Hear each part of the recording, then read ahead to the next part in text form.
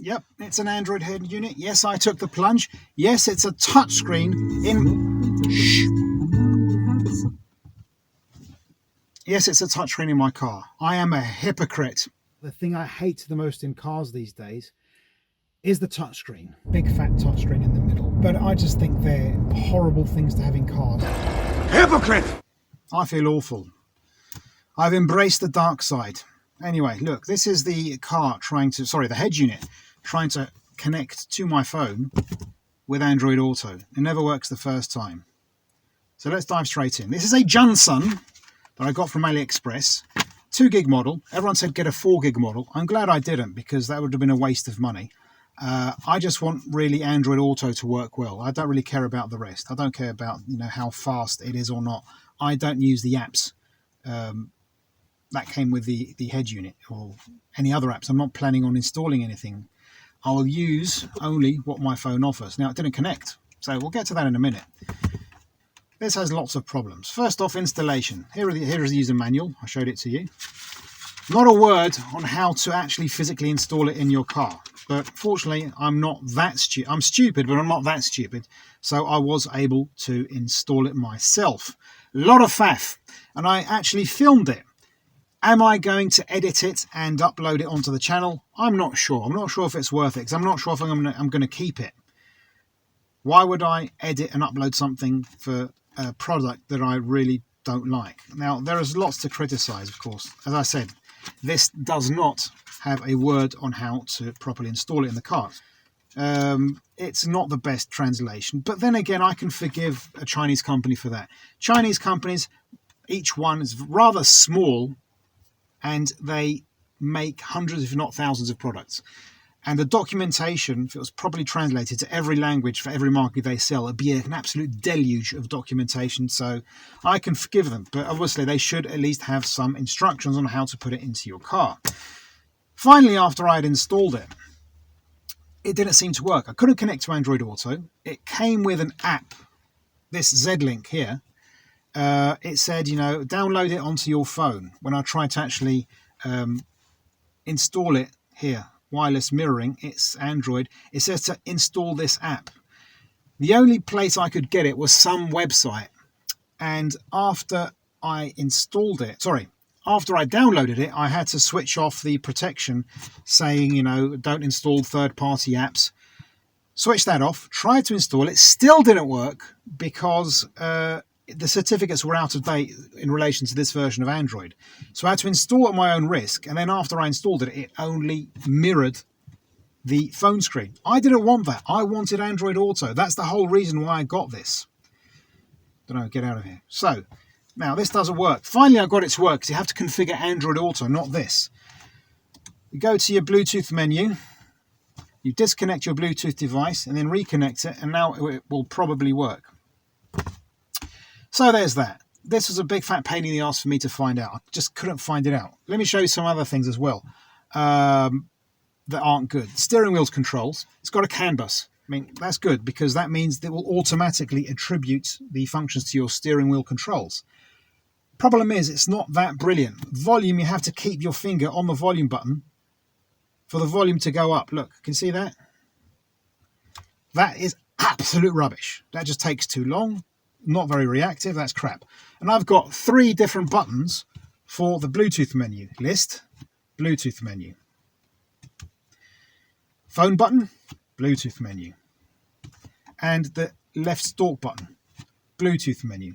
Problem is, I cannot remap the controls. That is something that is not remappable. Big fat pain in the arse. Also, when I first, not here, hang on a sec, let me show you something else. Home. How do I go home? Home. Let me show you something else. When you want to actually choose the CAN bus settings, you go into here, factory.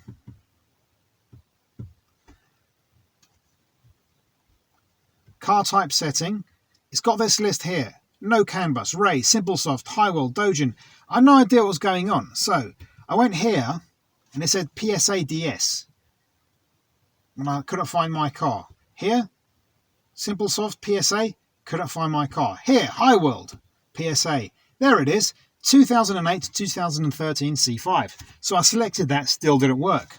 Then after getting in touch with the customer support service, they told me it was this generic one here. I'd never have guessed. So that's silly. Then the reversing camera is a pain in the backside because it shows the reverse. It shows a symbol saying no reversing camera. The front sensors will only work when it's in reverse, which is absolutely stupid. I need it moving forward, not in reverse. And there's no sound. I had to have installed a speaker, which I thought wasn't necessary, a speaker that will give off the beep, beep, beep. So I'm going to have to take this all out again and install that speaker before that will work properly, which is really stupid. Then there's something else. I don't know if you must have noticed now, the trim here is missing. Why is that? Because this comes over the trim. I cannot physically reinstall it without cutting it or something like that. And I challenged them with this, the customer support, and they said, oh no, because it's got different models all over the world, blah, blah, blah. Whatever, man. You should have made it compatible with all models. It should be universal. That is super sucktacular. Customer support was good up to a certain point, but you know, there are certain things that they just can't fix. What's this crap? Tapper. Why do I need this? No, I don't want this. Stop this app. One thing they did do, I'm uninstalling it, sod this. They said, look, I'm sorry it doesn't work. We'll give you this Topal voice activation service. And I said, I don't want that. That's rubbish. And they also said, you know, please give us 5 stars and we'll offer you a camera, the reverse camera. I don't know, should I say yes? So, I don't know. I don't know if I've said everything, because there's so much wrong with this that it really boggles the mind. It's not all bad. There are some advantages. First, Android Auto is absolutely brilliant. It really allows me to interact with my phone in a way that I couldn't before. Maps is incredibly useful. Incredibly useful. Because it allows me, you know, to consult traffic conditions, stuff like that in real time. It's fantastic. Spotify, use that without having to grope through the phone. Voice assistant, sorry, that still works.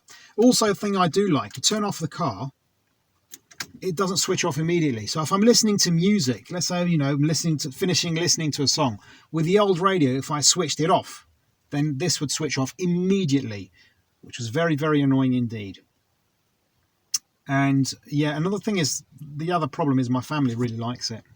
My family say this is brilliant.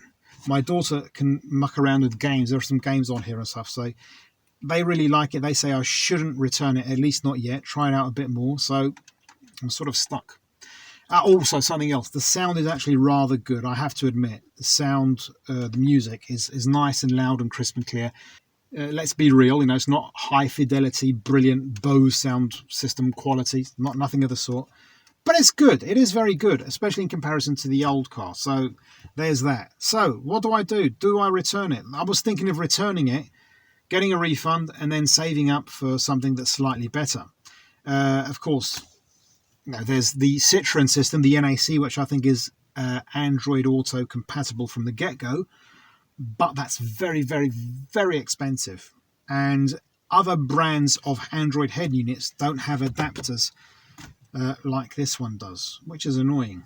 You need an adapter for it to work in the car. So what to do? Anyway, nothing I can do. It's the weekend, so I'm going to muck around with this during the weekend, see what's what. So in general, I do not recommend the Junsun at all. Save your money, or spend a bit more and get something more decent. Get something that's not a Junsun. In fact, you know, from what I can see, probably avoid AliExpress altogether. By the way, a channel that I followed for this was Saab Unleashed. The guy seems to know his stuff. He's got lots of videos recommending good Android units. Some of them are Chinese, but they seem to work rather well. So there's that. Anyway, I've talked on for long enough.